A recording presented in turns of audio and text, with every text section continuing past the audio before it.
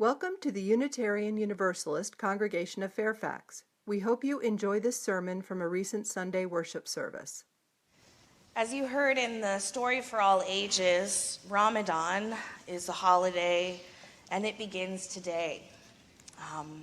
Ramadan is the Muslim holy month, and an estimated 1.9 billion Muslims across the globe will observe it in some form.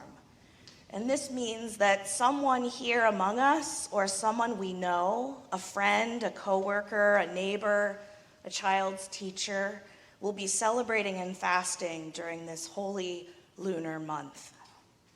Ramadan marks the time in the lunar calendar year that Muslims believe God revealed the first verses of the Quran to Muhammad. During the month of Ramadan, Muslims fast every day from dawn to dusk, and it is a time of spiritual discipline, deep contemplation, extra prayer, fasting, increased charity and generosity, and study of the holy book, the Quran. Fasting is one of the 5 pillars of the duties of Islam. All Muslims are required to participate, although there are special dispensations made for those who are ill or elderly, pregnant or nursing, or too young.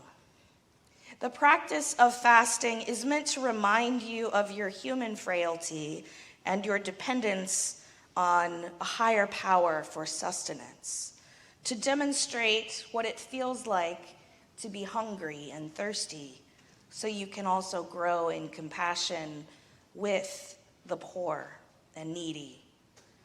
And it is also meant to reduce the distractions in your life so that you can focus more clearly on your relationship with God.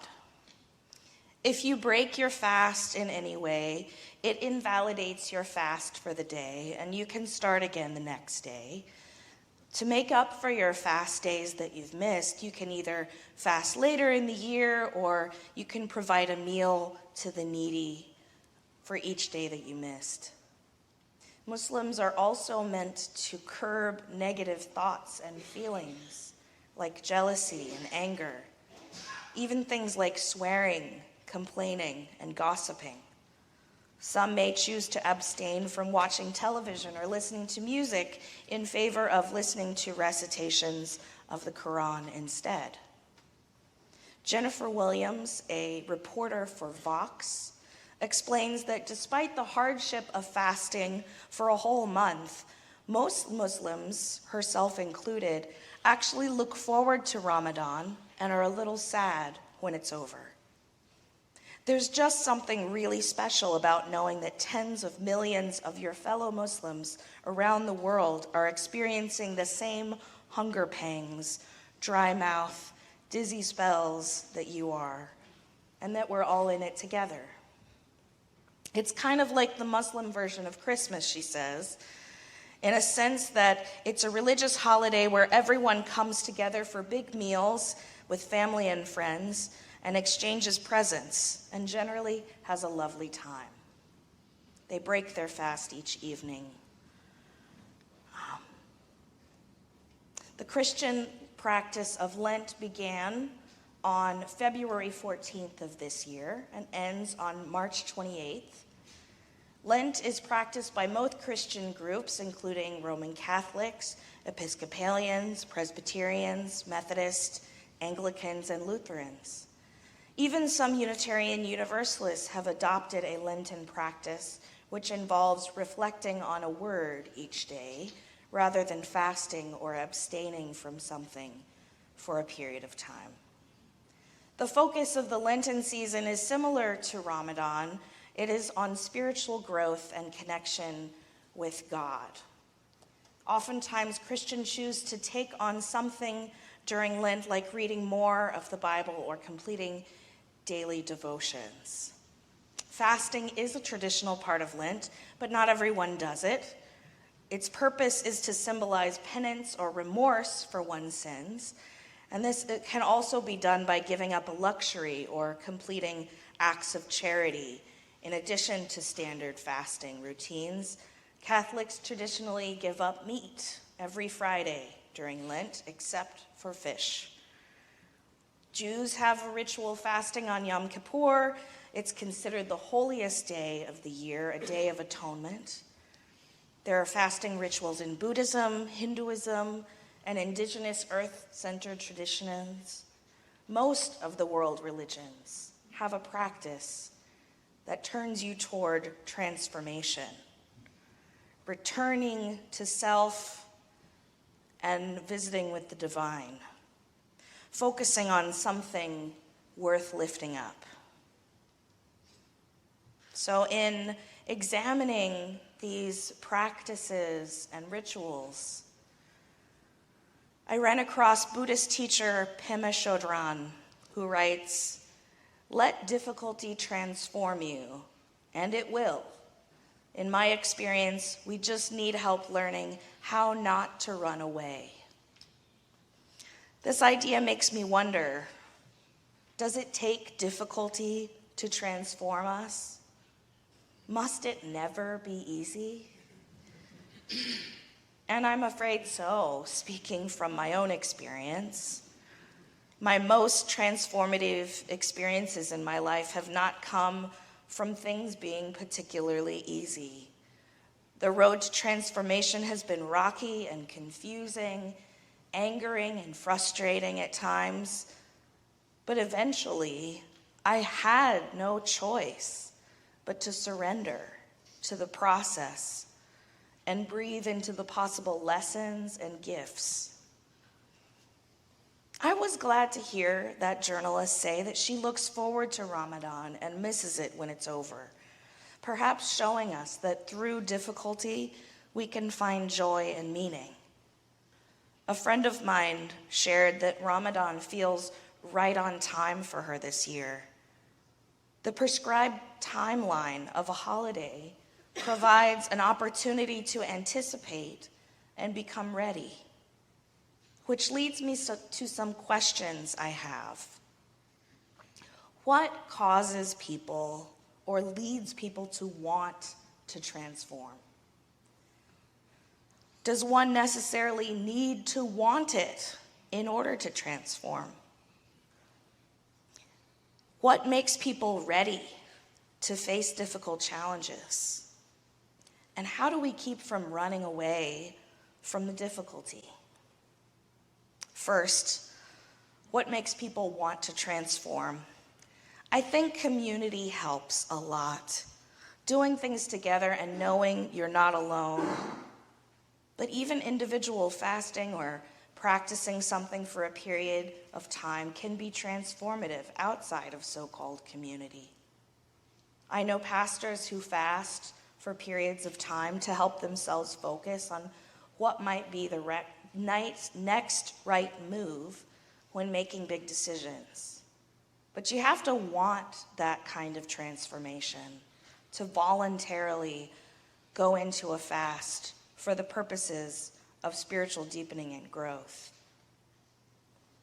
But do we always have to want it, to desire that transformation for it to happen? Can transformation just happen to us? I think it's a delicate balance. The feeling of transformation does involve a release, a letting go, a surrender, a yielding to the nature of things. But it's never really done against our will. We have to be open to it enough to let it in, to let it happen. Consider the difference in results for a person who chooses to go into rehabilitation for drug and alcohol addiction versus someone who is forced to go by a court order. It's significantly more likely that the person who chose to go will stick to their goals of recovery than the one who's not yet ready to recover. So what makes people ready?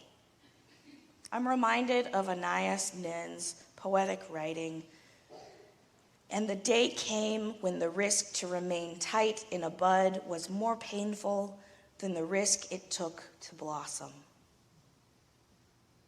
The flower doesn't decide to blossom. There just comes a time when it is totally and completely ready to blossom. Like the flower, we feel the tension of the already and the not yet.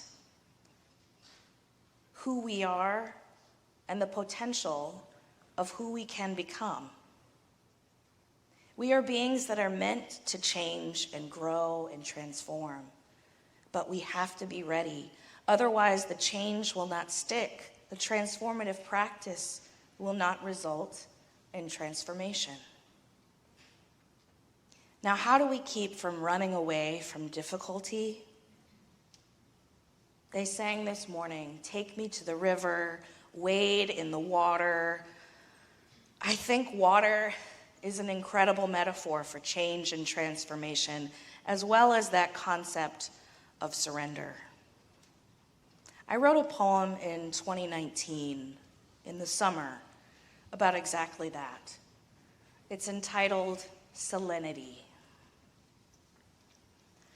I expected surrender would feel like floating, not realizing that I had forgotten what it felt like to float for the first time. I expected that this surrender would involve holy water, dense with sacred salt that renders me weightless. I expected surrender to heal me, and then I remembered the realities of salt in my wounds and water's ability to find them, both the old wounds yet unhealed and the tiny cuts earned along the way to surrender. This sacred salt will hold me and heal me. It will sting and burn, but it will also soothe and expedite my healing in ways I have never before experienced.